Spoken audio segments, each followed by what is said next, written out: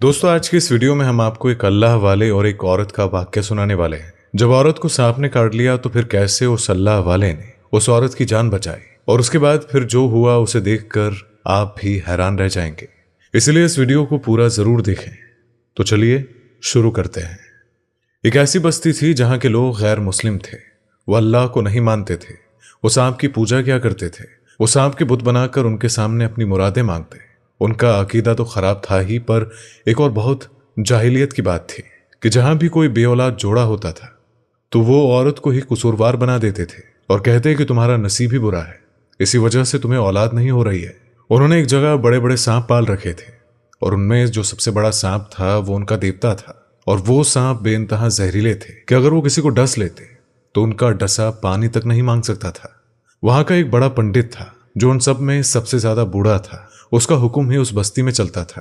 अगर उस बांझ औरत का शौहर उसके पास आकर शिकायत करता तो वो अपने आदमियों को हुक्म देता और वो उस औरत को रस्सी से बांध कर लाते थे और एक रात तक उसे जुल्म और जबर का निशाना बनाते। उसके बाद फिर उसे आजाद करके कहते कि जाओ, रात के अंधेरे में कोई तुम्हारे साथ नहीं जाएगा, तुम्हें गाय का दूध निकालना है और हमारे सांप देवताओं को जाकर दूध पिलाना है। औरत बेचारी क्या करती। सदियों से जुल्म चलता आ रहा था कि कोई भी औरत जिसके यहाँ कोई औलाद नहीं हो रही थी तो वो अपनी गाय का दूध निकालती और अंधेरे में गिरती पड़ती उस मंदिर में पहुंचती जहां पर सांपों को रखा गया था। वो उनके सामने बड़ा सा दूध का प्याला रखती है और वो सांप तो इतने भयानक थे कि किसी को क्या बख्शते। अगर वो औरत दूध का प्याला रखने में कामयाब हो जाती और वो सांप दूध पी लेते हैं तो कुछ देर के बाद वो उस दूध को बचा लेते और प्याला उठा लिया जाता। उस प्याले में सांप का जहर डाला होता। अब वहां का जो सबसे बड़ा आदमी यानी कि पंडित था वो कहता है कि ऐ औरत, हमारे सांप देवता ने तुम्हारे इस नजराने को कबूल कर लिया है और इम्तिहान अभी बाकी है। अगर तुम्हारे यहाँ बेटा हो गया तो समझो सांप देवता तुमसे खुश है, लेकिन अगर बेटी हुई तो फिर से तुम्हें इन्हीं सांपों के आगे डाल दिया जाएगा और पहले तुम्हें सांपों का जहर पीना होगा और उसके बाद फिर ये तुम्हें डसेंगे। तो ऐसे में कोई बदकिस्मत औरत ये सब करने के बावजूद भी जब बेटी को जन्म देती तो जालिम बस्ती वाले उसे उन्हीं सांपों के आगे डाल देते।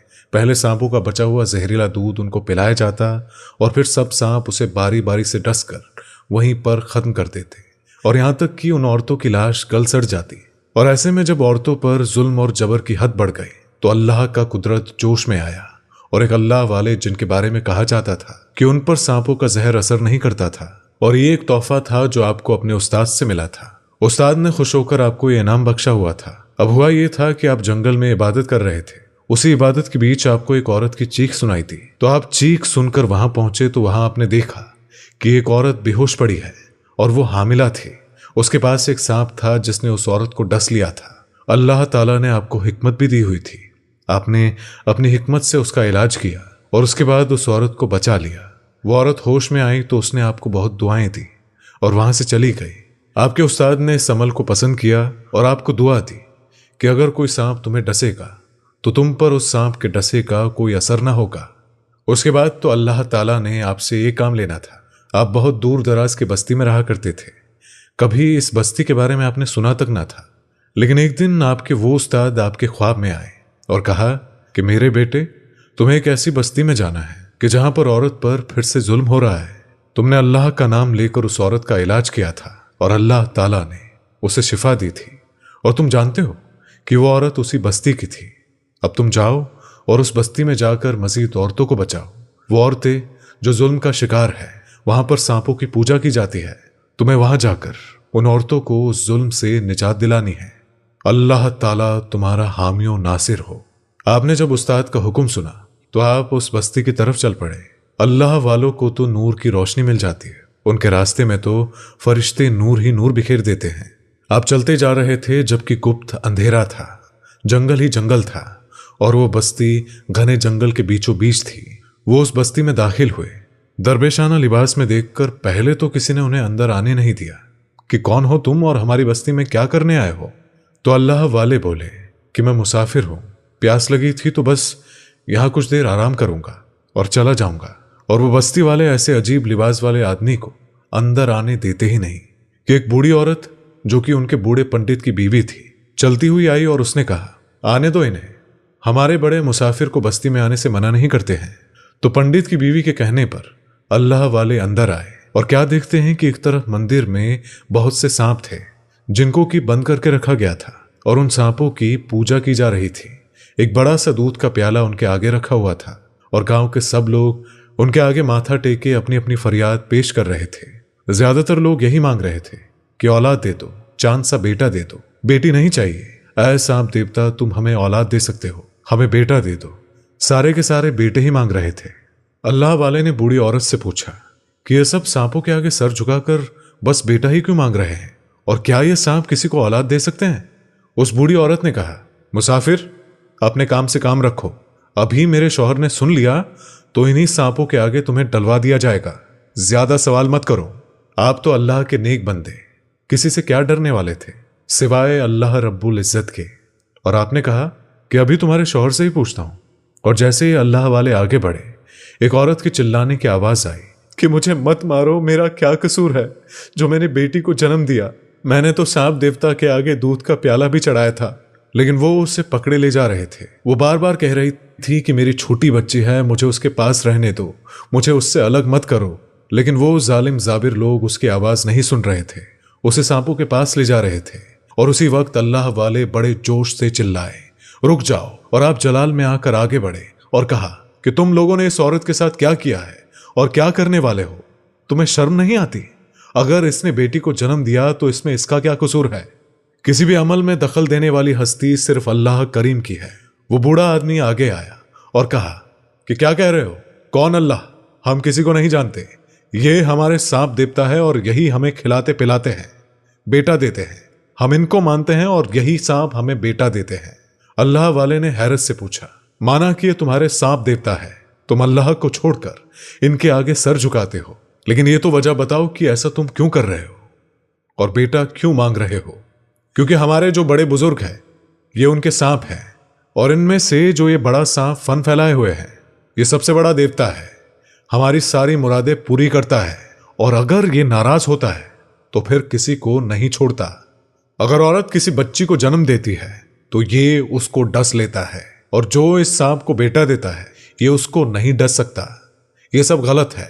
ये सांप तुम्हारी और हमारी तरह ही अल्लाह की एक मखलूक है, यानी इसे भी अल्लाह ने पैदा किया है। तो ये कहां किसी को जिंदा कर सकता है और किसी को मार सकता है? छोड़ो इस औरत को। ऐ मुसाफिर, अपनी जुबान नीचे कर और यहां से निकल जा, वरना तुम्हें इन्हीं सांपों के आगे डाल देंगे और उसके बाद देखना फिर तुम्हारा क्या अंजाम होगा। मैं मुसाफिर तो हूं, लेकिन एक मुसलमान हूं, उस अल्लाह का भेजा हुआ अदना बंदा हूं, और मैं यहां इस्लाम की दावत देने आया हूं।